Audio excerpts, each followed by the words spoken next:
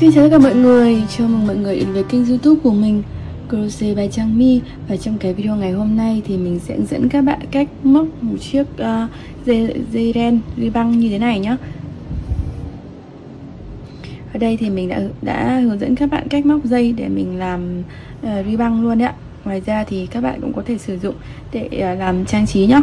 Nguyên liệu mình sử dụng cho sản phẩm này, cho hướng dẫn này, đó là sợi cotton Việt Nam 1mm ạ, kim móc 2.0.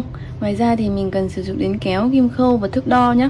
Đầu tiên thì các bạn sẽ móc giúp mình 10 mũi bính ạ.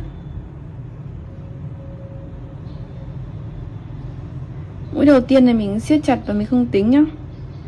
Sau đó mới là 10 mũi bính ạ. 1 2 3 4 5 6 7 8 9 10. Hàng thứ nhất các bạn sẽ đếm mũi thứ 7 từ kim móc ạ. 2 4 6 và mũi thứ 7 đấy ạ. Thì các bạn sẽ móc vào cái mũi bính này 3 mũi kép, 1 mũi bính và 3 kép. Tuy nhiên thì các bạn sẽ móc ra mặt sau của mũi cho mình. Đấy ạ, mũi thứ 7 là mũi này nhá. Các bạn xoay ra phía sau này, các bạn móc vào cái dây ở đằng sau như thế này. Thì nó sẽ chặt cái mũi móc ở hàng đầu này hơn ạ. Nó sẽ hơi khó móc lúc đầu một chút. 1 và cùng một chân đó nhé. 2 3 kép ạ. Sau đó là 1 mũi bính, rồi 3 kép nữa cũng vào chân này. 1 2 3. Đây là hàng thứ nhất. Hàng thứ hai các bạn sẽ móc 3 mũi bính. Sau đó mình quay đầu lại tại cái khoảng trống 1 mũi bính ở giữa này. Các bạn sẽ móc vào đó là 3 kép, 1 bính và 3 kép ạ. Ở giữa này là có một khoảng trống 1 bính. 1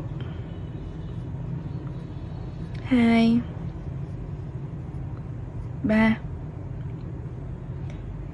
Sau đó là 1 bính, rồi 3 kép vào tiếp. 1 2 3. Và từ hàng sau trở đi các bạn sẽ lặp lại giống như hàng thứ hai, tức là 3 4 5 6 7 8 9 gì đó. Các bạn sẽ móc giống như hàng thứ hai như thế này thôi ạ. Cụ thể là sang hàng 3 nhá. 1 2 3 mũi bính. Mình quay lại, móc vào khoảng trống 1 bính, 3 kép, 3 kép, 1 bính và 3 kép.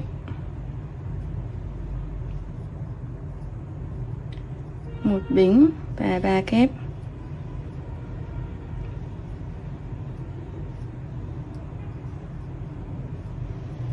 Cứ tương tự như vậy các bạn sẽ lặp lại cho đến khi cái số hàng, số cụm này, ở đây mình có 3 này, nó chia cho 4 và dư 1, chia cho 4 và dư 1, và nó vừa với cái kích thước mà các bạn muốn làm nhá. Ở đây thì mình sẽ móc vào 33 hàng nhá. Thì cái kích thước của mình cho đến hiện tại bây giờ là xấp xỉ 26 cm. Mình sẽ móc vòng quanh cái chuỗi này nhá. Do vậy là kích thước hai phần nó sẽ được mở rộng ra thêm một chút nữa đấy. Sang phần tiếp theo thì mình sẽ móc vòng quanh cái chuỗi này mình vừa nói đó. Thì đầu tiên nhá, các bạn sẽ móc 1 mũi bính giúp mình. Sau đó móc 1 mũi đơn vào tại cái chân mũi kép vừa móc này.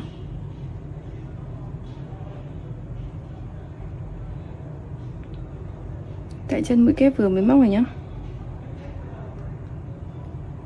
Mình móc 1 mũi đơn.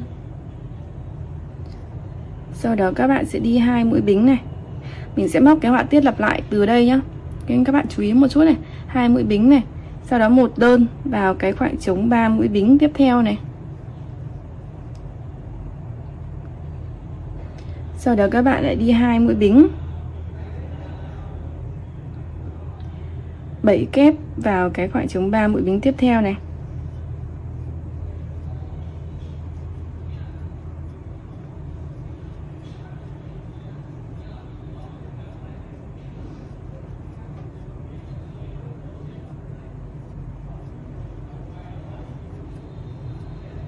Đây ạ, mình sẽ có 7 mũi kép vào cái khoảng trống 3 mũi bính tiếp nhé. Sau đó thì các bạn sẽ lại lặp lại họa tiết như mình đã nói bắt đầu từ đây. Tức là sẽ móc 2 mũi bính. Sau đó một đơn vào khoảng trống 3 mũi bính tiếp theo. Rồi các bạn lại 2 mũi bính, 7 kép vào khoảng trống 3 mũi bính tiếp giống bên này.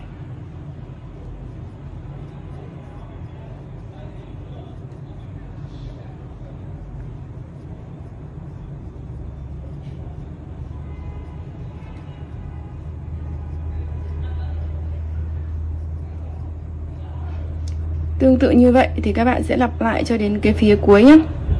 Khi đến cái phía cuối này thì các bạn sẽ móc là 2 mũi bính nhé. Sau đó mình sẽ móc một đơn vào cái mũi bính đầu tiên. Mình sẽ móc ra phía đằng sau này. Đây là mũi bính này. Giống như khi bắt đầu ấy, mình xoay ra phía sau. Mình móc vào cái dây sau này cho nó chắc mũi ạ. Mình cũng mới học được cái điều hay ho này. Một mũi đơn ạ. Sau đó thì cái họa tiết của mình nó vẫn sẽ là tương tự thôi, chỉ có điều ở đây thì các bạn sẽ móc vào cái vị trí này, cái vị trí mà mình đã móc cụm lúc đầu ấy. Thì mình sẽ đi 2 mũi bính, rồi móc 7 mũi kép vào cái cụm này, vào cái vị trí móc cái cụm đầu. 2 3 4 5 6 7 ạ. 7 mũi kép nhé. Sau đó thì 2 mũi bính, rồi một đơn vào cái khoảng trống ở bên cạnh này. Sau đó các bạn sẽ lại móc bình thường, móc 2 mũi bính, rồi 7 kép vào cái khoảng trống 3 bính này, và cứ thế lặp lại họa tiết như vậy nhé. Cuối hàng thì đây, một đơn vào cái khoảng trống 3 mũi bính cuối cùng, 2 mũi bính nhá, xong rồi 7 kép thì các bạn sẽ móc vào khoảng trống 1 bính ở giữa này.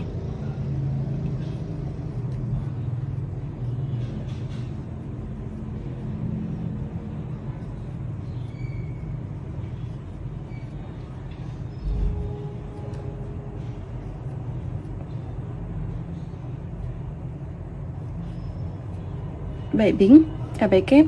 Sau đó thì 2 mũi bính và một trượt vào cái mũi đơn đầu tiên này nhá. Hàng tiếp theo mình sẽ đi một mũi bính, rồi các bạn móc một đơn vào mũi đơn tiếp theo giúp mình. Mình cũng sẽ chú ý cái họa tiết lặp lại từ đây ạ. Các bạn sẽ móc một kép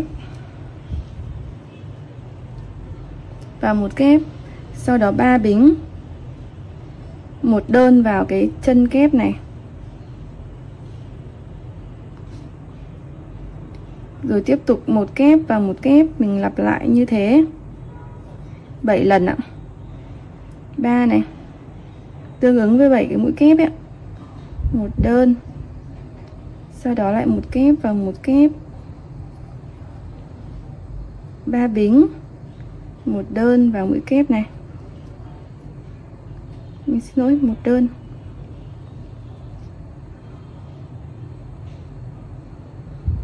sau đó lại một kép. Cứ như vậy nhá, mình sẽ móc nhanh một chút để cho nó hết cái chỗ phần 7 kép này.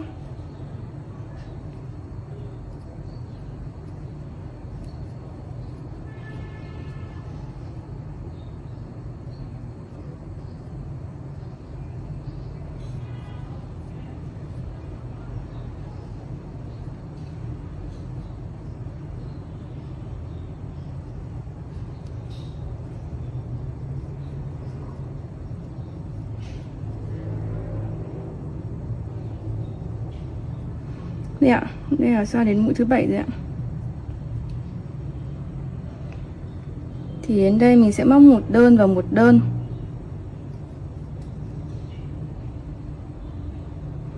Và sau đấy thì các bạn sẽ lặp lại cái họa tiết giúp mình nhé. Là mình cũng sẽ móc 7 lần cái một kép, một mũi hạt này vào những cái cụm như thế này. Một đơn thì mình sẽ móc là một đơn. Cứ như vậy cho đến cái phía cuối này ạ. Khi đến cái phía vị trí này thì đến cái mũi kép thứ 4, 1, 2, 3, 4. Thay vì móc mũi hạt thì các bạn sẽ móc giúp mình 70 mũi bính để mình làm dây buộc nhá. Các bạn sẽ cứ móc tiếp thẳng lên như thế này. 70 mũi bính hoặc là dây dài hơn thì tùy ý các bạn. Đến đây thì mình sẽ đếm mũi thứ tư kể từ khi móc là cái mũi ngay phía tay mình đấy ạ. Và các bạn sẽ móc vào mũi đó 5 mũi kép và mình cũng sẽ móc ra phía đằng sau nhé.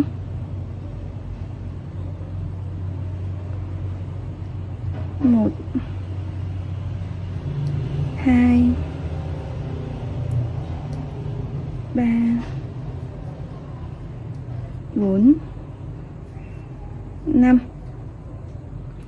Rồi 2 mũi bính.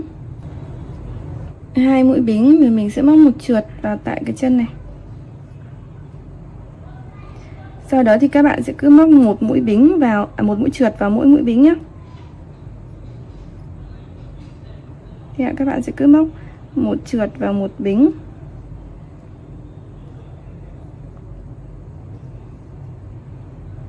Và móc cho đến khi quay lại cái vị trí ở đây, ở vị trí đầu này. Khi quay lại cái vị trí này rồi thì mình sẽ móc tiếp về mặt phía bên này để được cái đường đăng ten như thế này nhá. Thì tại đây mình sẽ móc tiếp bình thường một kép vào mũi kép tiếp. Và các bạn sẽ lại móc mũi hạp.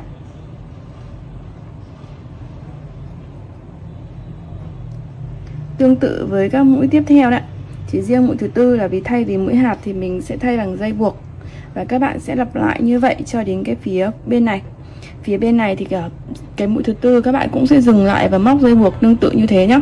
Đến cuối hàng thì mình sẽ móc một trượt vào cái mũi đơn đầu tiên ạ, để kết thúc.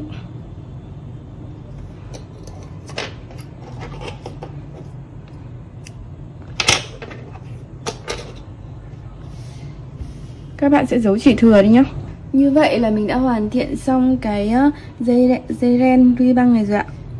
Các bạn, ở đây thì mình đã móc để hướng dẫn các bạn làm băng đô. Tuy nhiên thì các bạn cũng có thể sử dụng để mình trang trí váy áo hay là mũ, bất kỳ một cái mong muốn nào các bạn nhé. Chúc các bạn thành công nhé. Và đừng quên like, share và subscribe kênh YouTube của mình Crochet by Trang My nếu các bạn thích những cái video của mình. Cảm ơn các bạn rất là nhiều ạ.